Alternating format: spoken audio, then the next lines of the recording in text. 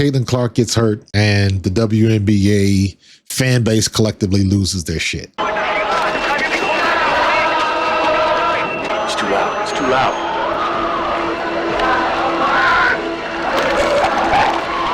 Come over the top!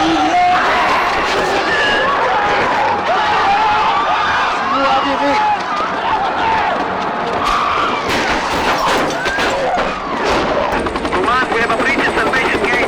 They're coming over the wall.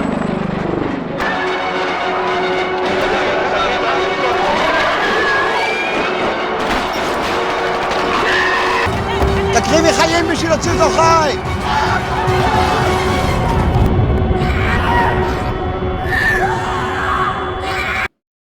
You got some people on each side of it. People that are pissed that Caitlin Clark's hurt. People that are glad that Caitlin Clark's hurt. People that Caitlin Clark fans that are ready to point the finger at everybody else and see, I told you so. Now y'all gonna lose all of this money and lose millions because you moved to bigger venues. I know everybody keeps, I don't know who this person was, and I didn't see it. I saw other content creators referring to her Twitter post where she said she wished she would have tore ACL or something like that. And it was just like out of bounds. And for everybody that says, you know, you got Caitlin Clark stands or whatever they call them, you got Chicago Sky stands and Angel Reese stands. You got people that have a bad disposition about it on both sides of it. And somebody like that, I don't care if you're from the Indiana Fever or for Chicago Sky or any other team in the W. If you wish an injury upon somebody, you're not a fan in the first place. Because ultimately, and let's be real with this, there's a lot of people that don't necessarily want to see the growth of the league. All they want to see is their favorite player shine. That's it. That's it. They don't give a damn about anything or anyone else. They either want to see Caitlin Clark shine or fail. They want to see Angel Reese succeed or fail. That's pretty much it. And you have various levels of everything in between and every player in between. But ultimately, you got to take those people out of it. And you got to really think of the situation. Is anybody really for the league? I talked about this earlier. As a Caitlin Clark Indiana Fever fan, were they putting all of their eggs in one basket with 41 games? I thought they were. But understanding how business goes in professional sports, it made sense. But it's still a risk. This is the risk. Because everybody, and I always say this, everybody is one play away from glory or ruin. Everybody. And it doesn't matter if Asia Wilson steps in the wrong direction. If Fee Collier zigs when she should zag. If Nneka Ogwumike hits a three but comes down on somebody's foot the wrong way. Look at what happened to Sophie Cunningham. So everybody is one play away. Look at what happened look at Juju at USC.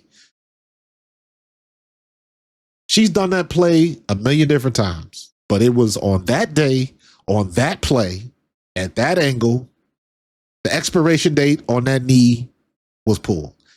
Anybody and everybody that plays professional sports or any level of sports is in that same exact situation. So the risk is always there for the W. But it was worth the risk because everything was trending up because of Caitlin Clark. So everybody that's happy because she's hurt or worried because she's hurt or happy that these other teams are going to lose money because they moved to bigger venues, that's bound to happen. It happens in the NBA all the time, and then don't nobody say shit. They got load management way too much in the NBA, and people get pissed off. And the attendance is down because they found out that LeBron's not playing, Steph's not playing, Luka's not playing. Are they going to be able to figure this thing out? Yes. This is not anything new. Every professional sports league goes through it. NFL happens all the time. NBA happens all the time. On top of load management and all of that other kind of stuff.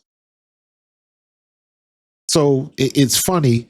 And I guess this is where you see, they say the cream rises to the top.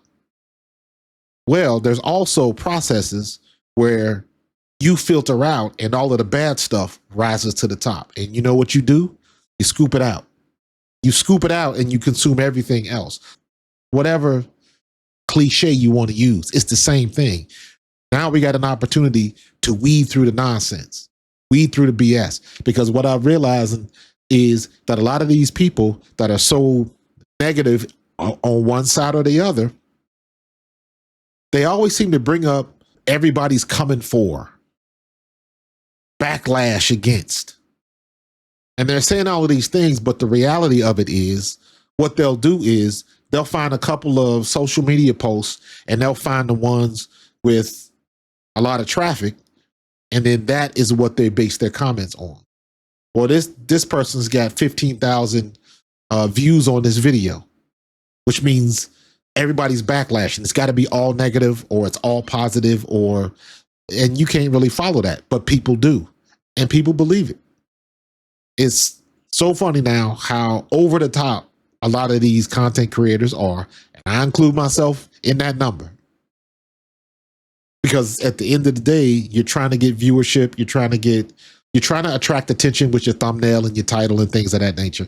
And I understand that, but there's also a measure of truth that you have to put to it. I like to think that I'm rather even keeled about a lot of this stuff because of my experience in the NFL, and I understand how the sausage is made, where a lot of fans don't. They really just don't. A lot of fans think it's how they've always thought as fans on the outside looking in, and they don't understand what goes on in front offices and in locker room. Let me be honest with you. That's why all of the heat that Tyler Marsh is catching right now, most of it is deservedly so. However, Tyler Marsh does not hit any jumpers. He does not set picks. He does not get rebounds. He does not miss layups. None of that. How much can you really blame him? Now, if you don't like his X's and O's, if you don't like his substitutions, his lineups, that's valid criticism or opinionated criticisms, because you might do something different. If Tyler Marsh did what most fans wanted him to do, what happens if they still lose? Because that's coming. Tyler Marsh is going to make a decision and everybody's going to be like, finally they let Haley Van Lith start, or whatever the situation is. And what happens if they still lose? And you got to go back to, well, maybe they're just not a good team. Maybe Angel Reese is just not that player to uplift the whole team. Maybe that's not her game. Maybe it's somebody else or something else that needs to happen. Maybe they need more. I don't know. They're probably going to find that out. At the end of the day, the people on the court are the ones that make the difference in the game. Indiana lost those 2 games, and everybody gives many reasons. Caitlin Clark got her triple-double with the 10 turnovers. And you know what? She does deserve a hell of a lot of criticism for that. Can't turn the ball over 10 times and expect to win a game. Just can't do it. That's fair. That's valid criticism. I'm saying that as a Caitlin Clark fan, but I'm saying it more as a player and somebody who has coached. I don't care what sport you play. If you turn the ball over, that's one of the first things they told me as a running back in the NFL. And hell, they even told me this in college. The fastest way to get promoted to fan, put the ball on the ground. As a running back, put the ball on the ground. She a point guard. She touching the ball every time they run down the court. And now you giving it away. You giving away points. So you mean to tell me if she had just one less turnover, maybe they don't convert. Maybe that 1-point win doesn't happen. Everything matters. So that's valid criticism on Caitlin Clark, for sure. But everybody who are so harsh, one side or the other. They wish she would stayed out. They wish she would have got seriously hurt or tore her ACL or something like that, or all of the nonsense they saying about Angel Reese and Camila Cardoso. At the end of the day, let's be real, a lot of people are not for the league at all. They just want to see their person shine, and the hell with everybody else.